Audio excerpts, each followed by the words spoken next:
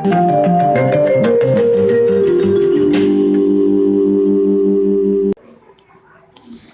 Students, अभी तक हमने इस चैप्टर के जो मेन टॉपिक्स थे वो तो क्लियर कर ही दिए। ये थोड़ा सा एक एंड का टॉपिक बचा है, इसको भी आज क्लियर कर लेते हैं। तो आज का जो टॉपिक है वो है ह्यूमन इवोल्यूशन। अभी तक हमने इवोल्यूशन की बहुत सारी थियरीज देखी, जिसमें डिस्कशन भी किया था कि किस तरह से इवॉल्व हुए थे। लेकिन वो इवोल्यूशन ओवरऑल सभी, जिसमें एनिमल्स, बर्ड्स, प्लांट्स, इन सभी के बारे में था। लेकिन आज अभी जो हम डिस्कस करने वाले हो वो स्पेशली ह्यूमंस के बारे में होगा। भाई हम ह्यूमंस का इवोल्यूशन कैसे हुआ। अब इसमें यहाँ पे आपको एक वर्ड दिख रहा होगा which is called as biodiversity. अब ये बायोडाइवर्सिटी का क्या मतलब है? डाइवर्सिटी यानी विविधता। तो बायोलॉजिकल विविधता यानी अगर हम अपने आजू बाजू देखते हैं तो प्लांट्स में भी हमें कितने अलग अलग तरह के प्लांट्स है। फ्लावरिंग प्लांट्स है, नॉन फ्लावरिंग प्लांट्स है, उनके भी बहुत सारे काइंड्स हैं।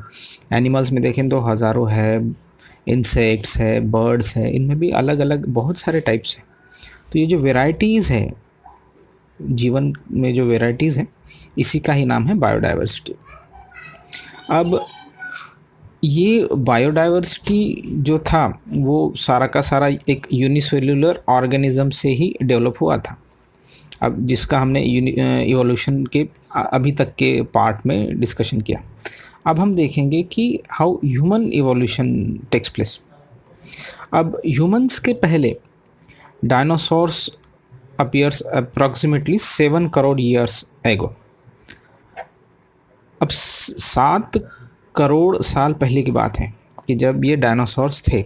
अब हमें कैसे पता चला कि इतने ये डायनासोर्स थे? तो भाई फॉसिल्स वगैरह मिले उनके, और फिर उनका कार्बन डेटिंग किया गया, जिससे हमें ये पता चला कि ये तकरीबन 7 करोड़ साल पहले इस धरती पे थे। फिर बाद में किसी कारणवश वो लुप्त हो गए, यानी ख़त्म हो गए।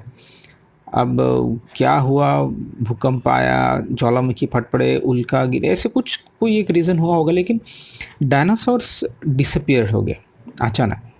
अगर डायनासोर डिसअपीयर नहीं होते तो फिर हमारा तो अस्तित्व ही नहीं होता, क्योंकि वही सब इस पे राज करते रहते। लेकिन उसके बाद जब डायनासोर्स ख़त्म हो गए, उसके बाद एक लेमूर टाइप का एक प्राणी इवॉल्व हुआ। अब ये जो लेमूर था, ये एक बंदर के जैसा, मंकी लाइक एनिमल्स, ये इवॉल्व हुआ था सबसे पहले।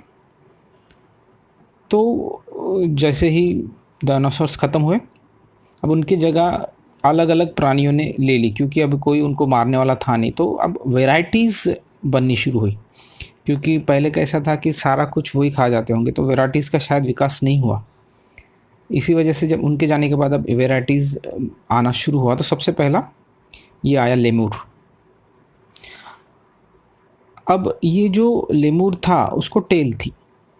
अब ये जो उस लेमूर की टेल थी, tail of this monkey like animals of Africa is said to be disabled about 4 crore year एगो।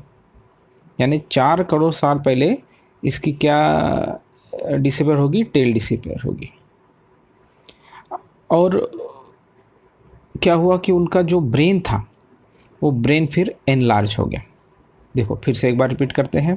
डायनासोर्स का डिसअपियर होना, उसके बाद लेमूर का आना। Lemur is a monkey like which has a tail. अब उसकी जो टेल है वो डिसअपियर हुई 4 करोड़ साल पहले। और फिर साथ ही साथ जब उनकी टेल डिसअपियर हुई तो साथ ही साथ उनका एनलार्जमेंट इन ब्रेन और उनके हाथ जो है वो थोड़े इम्प्रूव हो गए, यानी ज़्यादा काम करने के लिए वो तैयार हो गए। ब्रेन इम्प्रूव हो गया। ये चीज़ें साथ में हो रही है। ये कब हो रहा है? इसके लिए 4 करोड़ साल पहले, यानी 7 करोड़ साल पहले डायनासोर ख़त्म हो गए, तो उसके बाद 3 करोड़ साल लगे ये सारी चीज़ें होने के लिए।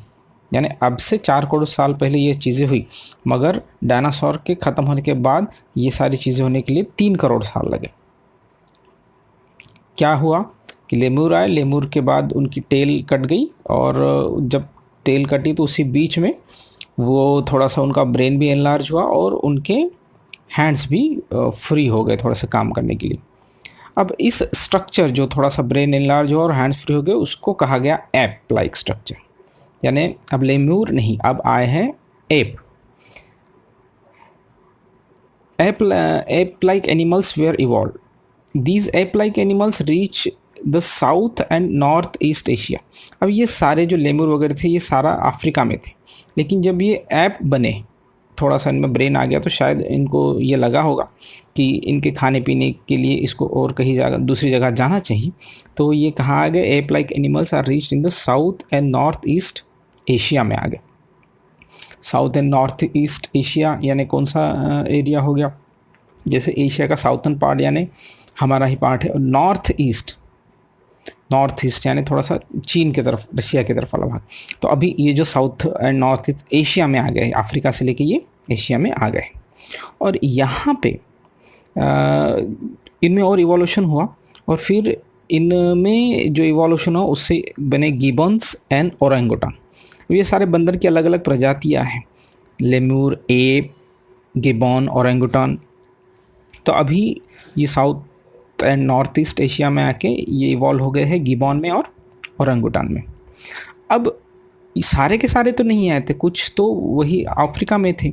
तो remaining ape like animals stayed in Africa and from them gorilla and chimpanzees are form. देखो, तो जो ape south and north east Asia में आए थे उनसे गिबॉन और ओरेंगुटान बने, और जो एप वही रह गए थे, अफ्रीका में ही रह गए थे, उनसे गोरिल्ला और चिंपैंजीज बने। अब ये सारे चीज़ें कब हुई, 2.5 करोड़ साल पहले। तो जहाँ पे हमने वो देखा था उसको 3 करोड़ साल लगे थे लेमूर और बाकी चीज़ों को, तो अभी इसके लिए और फिर से उनको 2 करोड़ साल और लगे यहाँ तक आने के लिए। तो ये 2.5 करोड़ पहले की बात है। अब evolution of some of the 2 crore year old species of apes seems to be occurred in different way. They had to use their hand more for eating food and other works. देखो यहाँ क्या बताया गया है कि ये इनके जो एप थे, इनमें इनके कुछ एप्स में एक स्पेशल चीज़ें होगी कि वो अपना जो हाथ है वो ईटिंग के लिए यूज़ करने लगे। अब जैसे सबसे पहले तो क्या होता था, उनके जो हाथ के सारे उंगलियां हैं वो इसी तरह से, 5 उंगलियां कुछ इसी तरह से थी, तो होल्ड डाउन शायद उतना अच्छे से नहीं हो पाता था। फिर बाद में क्या हुआ कि अंगूठी की जगह थोड़ी सी बदल गई, वो थोड़ा सा शिफ्ट कर गया अंगूठा इस साइड में, जिससे क्या हुआ कि किसी भी चीज़ को पकड़ने के लिए एक पकड़ अच्छी उनको मिल गई। तो अब इसके वजह से वो थोड़ा सा फूड वगैरह और भी पकड़ने। अब ये जो डायग्राम है इसको बाद में और अच्छे से समझेंगे। अभी के लिए अभी ये जो स्टोरी चल रही है इसी के साथ चलो। क्या स्टोरी चली कि सबसे पहले डायनासोर ख़त्म, उसके बाद लेम्यूर, फिर उसके बाद ऐप लाइक स्ट्रक्चर, फिर वो ऐप में से कुछ अफ्रीका में रह गए, कुछ साउथ ईस्ट एशिया में आ गए, जो साउथ और नॉर्थ ईस्ट एशिया में आ गए उनसे गिबॉन एंड ओरेंगुटान, और जो अफ्रीका में रहे उनसे गोरिल्ला और चिंपैंजीज। फिर इन्हीं ऐप में थोड़ा सा 2 करोड़ साल के बाद और इवोल्यूशन होता है, और उनके हाथ जो है फूड ईटिंग के लिए और अच्छे हो जाते हैं। लेकिन ऐसा क्यों हुआ, इसका भी एक रीज़न दिया है यहाँ पे। ये रीज़न ये है कि ape started to live on land. अब जैसे ये ऐप्स थे, बंदर थे, तो ज़्यादातर ये तो ट्रीज़ पे रहते होंगे, लेकिन वो ज़मीन पे क्यों उतरे, उसका रीज़न ये है, the forest started to decline due to dry environment में चेंजेस आने लगे, वो थोड़ा सा ड्राई होने लगा, जिसकी वजह से सारे पेड़ पौधे सूख गए। अब उनको ज़िंदा रहने के लिए लैंड पे आना पड़ा। अब जब वो लैंड पे आए तो लैंड पे चलने के लिए उनके चारों के चारों पैर यूज़ होते थे, तो बाकी कुछ वो नहीं कर सकते थे, इसलिए उनके पेल्विक गर्डल में चेंजेस आए। पेल्विक गर्डल का क्या मतलब है, अपने 2 गर्डल से, एक कांधे के पास जो होता है ये पेक्टोरल गर्डल, और ये कमर के पास जो एक हाड़ है उसे कहा जाता है पेल्विक गर्डल। तो इनके पेल्विक गर्डल इस तरह से डेवलप हो गए कि वो स्टैंड हो सके इरेक्ट, और फिर उस वजह से क्या हुआ कि उनके जो 2 हाथ थे वो फ्री हो गए। तो अब ये कोई और चीज़ उस 2 हाथों से कर सकते थे। समझ में आ गया कि क्या हुआ भाई, कि वो नीचे आए क्योंकि ड्राई एनवायरनमेंट की वजह से लैंड पे आ गए। लैंड पे आने के बाद धीरे धीरे उनको लगा कि हमें अपने चारों हाथों का सही यूज़ नहीं हो रहा है, तो दो हाथों से वो चलना शुरू किए और फिर दो हाथ उनके फ्री हो गए। ये हुआ क्योंकि उनका पेल्विक गिर्डल में अच्छा डेवलपमेंट हो गया। अब इन्हीं को हम कह सकते हैं फर्स्ट ह्यूमंस लाइक एनिमल्स। अभी तक ह्यूमंस नहीं बोल, लेकिन फर्स्ट ह्यूमंस लाइक एनिमल्स इनको हम बोल सकते हैं। क्यों? क्योंकि ये इरेक्ट पोस्चर में खड़े हो सकते थे, इसलिए हम उनको ह्यूमन लाइक एनिमल्स बोल सकते हैं। अब ये 2 करोड़ साल पहले हुआ, यानी वहाँ से जैसे बीच से हमने देखा तो अभी और 50 साल इनको 50,000 साल लगे यहाँ तक पहुँचने के लिए।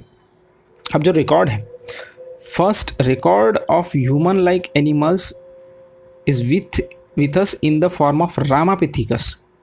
अब रामापिथिकस नाम क्यों गिरा इसका?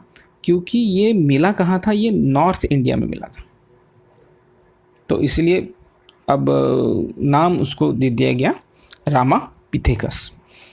नहीं तो ऐसा नहीं कि ये प्रभु श्री राम से इसका कुछ कनेक्शन है, ऐसा कुछ खास है नहीं, क्योंकि ये इंडिया में मिला था तो इसलिए इसका नाम दे दिया रामापिथिकस।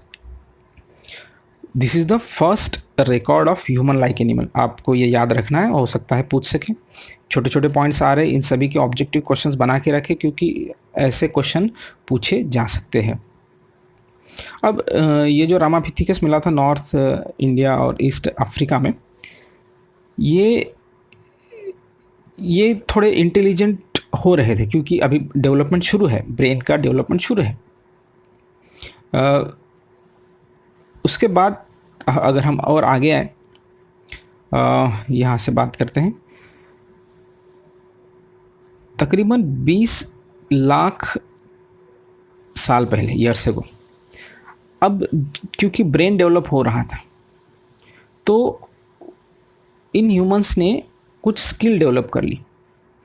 अब स्किल किस चीज़ की स्किल? तो वेपन बनाने की स्किल। जैसे सबसे पहला वेपन जो बना वो कुल्हाड़ी था, तो और कुछ ऐसे तीर कमान आप बोल सकते हो, इस तरह के वेपन्स बनाना, क्योंकि हंटिंग करते थे। क्योंकि फूड पहले तो मंकी थे तो ज़्यादातर शाकाहारी रहे होंगे, मगर बाद में जब वो लैंड पे आए तो इनको फूड और प्रोटीन की आवश्यकता गिरी, जिसकी वजह से शिकार करने लगे और फिर इसके लिए उन्होंने अलग अलग वेपन बनाए। तो इनको कहा गया स्किल्ड ह्यूमंस। अब ये स्किल्ड ह्यूमंस आज से 15 लाख साल पहले बने। Human walking with erect posture was evolve. It may have exist in China and Indonesia. अब ये कहाँ हुआ? अब ऐसा कहना है कि जो रिसर्च हुआ है उसके हिसाब से ये चाइना और इंडोनेशिया में हुआ, यानी अपना ही एरिया है वो। अगर हम बात करें तो ये है इंडिया, एशिया के इंडिया के बाद इधर चाइना और इंडोनेशिया का जो पार्ट है। इंडोनेशिया में ही एक ओंकार वाट बोल के एक टेम्पल मिला है जो बहुत पुराना है। तो ये देखो कि ये जो स्किल्ड ह्यूमन थे, सबसे पहले जो ह्यूमन सिविलाइजेशन की बात करें तो वो हमारे ही एरिया में हुआ है, existed in China and Indonesia, Asian continent में हुआ है। अब उसके बाद की स्किल उनको थोड़ी सी मिल गई, थोड़ा सा ब्रेन और डेवलप होने लगा और बातों को समझने लगे। अब ये जो डेवलप्ड ब्रेन था ये सफिशिएंटली इवॉल्व हो गया 50,000 ईयर हो गए। यानी अभी हम और अच्छे से बातों को समझ रहे हैं, तो हम वाइज मैन की श्रेणी में आ गए, जिसको कहा गया होमो सेपियन। सेपियन यानी होशियार, वाइज मैन। तो सबसे पहला जो वाइज मैन था उसे कहा गया निएंडरथल मैन। ये जो आपको दिख रहा है, this is Neanderthal man and this is called as a wise man. अब वो वाइज मैन क्यों कहा गया? क्योंकि वो अपने ब्रेन का अच्छा यूज़ कर रहा था और बहुत सारी चीज़ों का उसको नॉलेज था, ग्रुपिंग, शिकार की टेक्निक, बहुत सारी चीज़ें, इसलिए उसको वाइज मैन कहा गया। उसके बाद यानी निएंडरथल आया, निएंडरथल के बाद क्रो-मैग्नन मैन इवॉल्व हुए। और क्रो-मैग्नन के बाद 10,000 ईयर एगो की बात है। ये इन्हीं वाइज मैन ने एग्रीकल्चर करना शुरू कर दिया। देखो, वाइज मैन कहने का और एक कारण भी हमें मिल गया है, क्योंकि एग्रीकल्चर इन्होंने शुरू कर दिया था। अभी तक कैसा था कि वो इधर उधर घूमते थे, शिकार करते थे, एक जगह पे नहीं बसते थे। अब उन्होंने खुद ही अपना फूड बनाना शुरू कर दिया एग्रीकल्चर के थ्रू। अब ये जो शुरुआत हुई, ये हुई 10,000 ईयर्स एगो। अब अगर हम 7 करोड़ से कंपेयर करते हैं जहाँ से हम शुरू हुए थे, तो 10,000 ईयर्स ये कुछ ज़्यादा समय नहीं। अब ऐसा लगेगा कि ये हाल फिलहाल की ही बात है। 10,000 साल पहले ही हम लोग एग्रीकल्चर करना सीखे थे। अब किस तरह का एग्रीकल्चर होगा? ऐसी ज़मीन में ऐसे ही बीजों को डाल देना और जो होता है उसी से, यानी कोई टेक्निक की खास, सिर्फ हमें पता चला था कि बीज को अगर ज़मीन में गाड़ दे तो फिर पेड़ बनता है, पेड़ को फिर फल या फिर अनाज लगता है, इतना हमें समझ में आया था। मगर इससे हुआ क्या कि हम कम्युनिटी में रहने लगे। अब हम खेती करने लगे और खेती की आजू बाजू सारे लोग रहने लगे, तो एक समाज का निर्माण वहाँ से शुरू हो गया। इसलिए इनको वाइज मैन कहा गया। कौन है? Neanderthal man. इसी वजह से देखिए, it started to rear the cattle herd and establish the cities. फिर अपने साथ ये पशु पक्षी रखने लगे, कैटल्स रखने लगे, हर्ड, वो कैटल हर्ड बनाने लगे और फिर सिटीज़ में रहने लगे। और फिर इसी वजह से कल्चरल डेवलपमेंट हो गई। और फिर यही से फिर बहुत सारी बातें कि जो जिस एरिया में था उनका एक अलग सा कल्चर बनने लगा। फिर शायद रिलीजन्स और बाकी ये चीज़ें यहाँ से स्टार्ट हुई होगी। आर्ट ऑफ राइटिंग जो हमें मिला है अबाउट 50,000 ईयर्स एगो। देखिए फिर से, art of writing was invented about, sorry, this is 5,000 year ago, not 50,000, 5,000 years ago. और वहीं से हम ऐसा बोल सकते हैं कि हिस्ट्री हैड बीन स्टार्टेड। थोड़ा सा रिकॉर्डिंग वहाँ से होने लगा, क्योंकि हमें लिखना आ गया था।